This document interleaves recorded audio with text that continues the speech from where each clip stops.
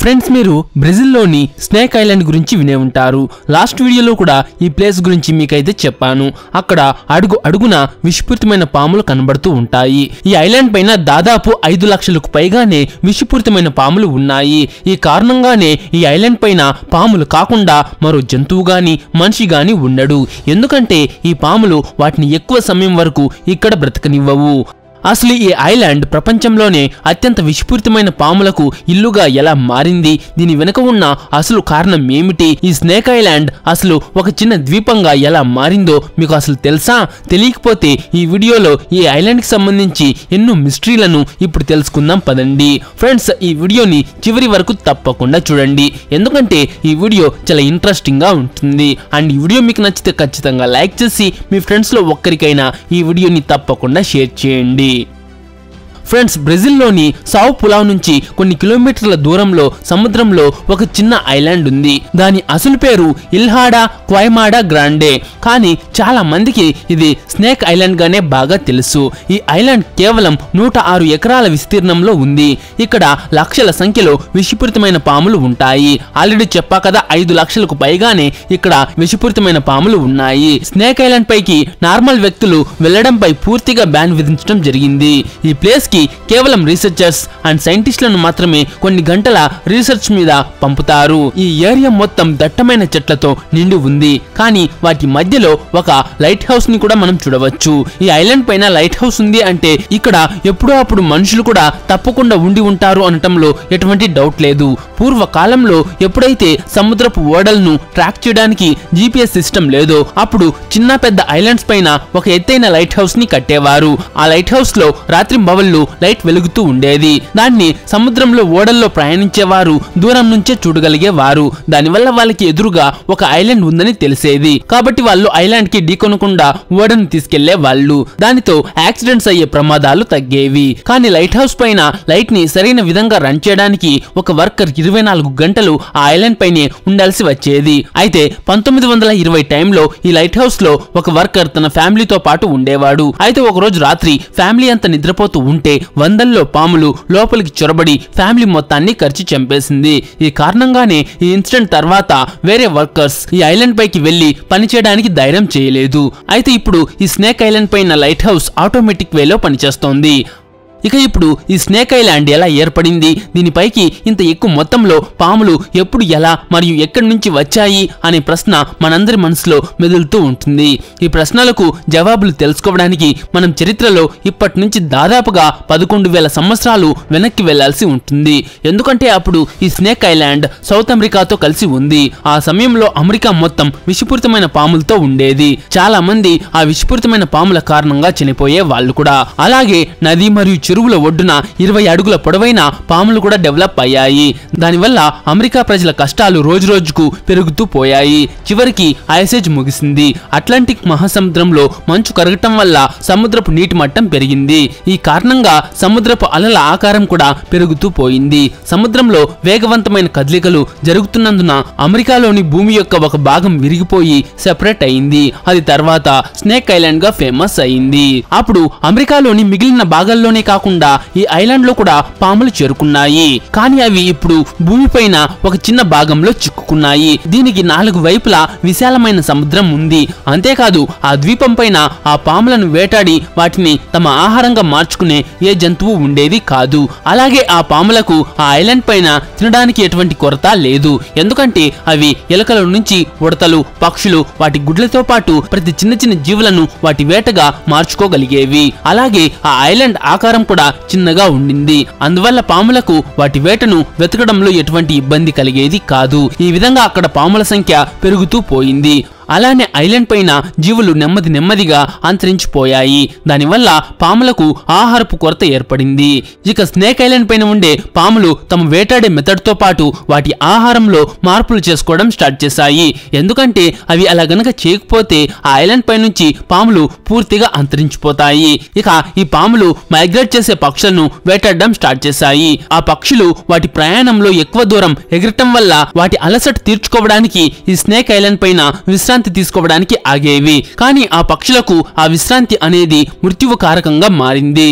ఎందుకంటే snake island పైన ఉండే పాములు చాలా విషపూరితమైనవి. వాటి విషయం యొక్క కొన్ని చుక్కలు అయినా ఆ పక్షులను చంపగలిగేవి. ఈ విధంగా ఐలాండ్ పైన ఉండే పాములు అలా ఆ ఐలాండ్ మీదకు వచ్చిన ఆ పక్షులను కూడా వేటాడి చంపి తినేస్తూ ఉండేది. అలా అవి రోజు రోజుకు విషపూరితంగా మారుతూ పోయాయి. వాటి సంఖ్య కూడా పెరుగుతూ పోయాయి. ఇక వాటిలో నుంచి ఒక విషపూరితమైన పామును గోల్డెన్ ల్యాన్స్ హెడ్ అనే పేరుతో పిలుస్తారు. ఈ గోల్డెన్ కలర్ లో కనబడే ఈ పాము చూడ్డానికి ఎంత అందంగా ఉంటుందో దీని విషం కూడా అంతే ప్రమాదకరమైంది, అలానే ప్రాణాంతకమైంది కూడా. ఈ పాము యొక్క కొన్ని విషపు చుక్కలు మనిషి కండరాలను కూడా కరిగిచ్చేస్తుంది. దానివల్ల కొన్ని నిమిషాల్లోనే మనిషి చనిపోతాడు.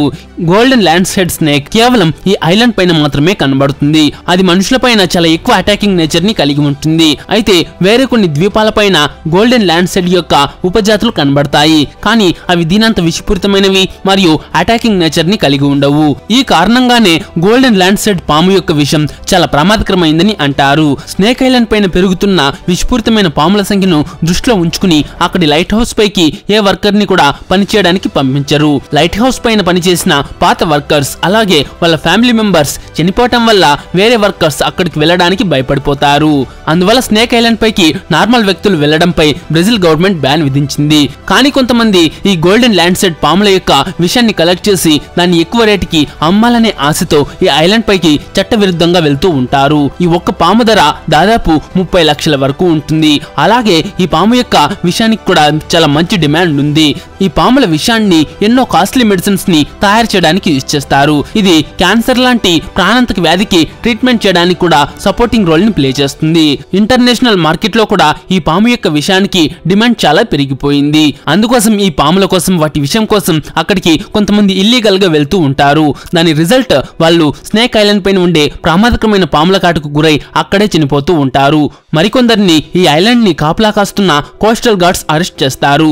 ఇప్పుడు మీకు ఈ స్నేక్ ఐలాండ్ పైకి ఇంత ఎక్కువ మొత్తంలో పాములు ఎలా మరియు ఎప్పుడు వచ్చాయో అర్థమైంది అనుకుంటా. కానీ అక్కడి పాములు ఎంత విషపూరితమైనవో తెలుసుకోవడం కూడా చాలా అవసరం.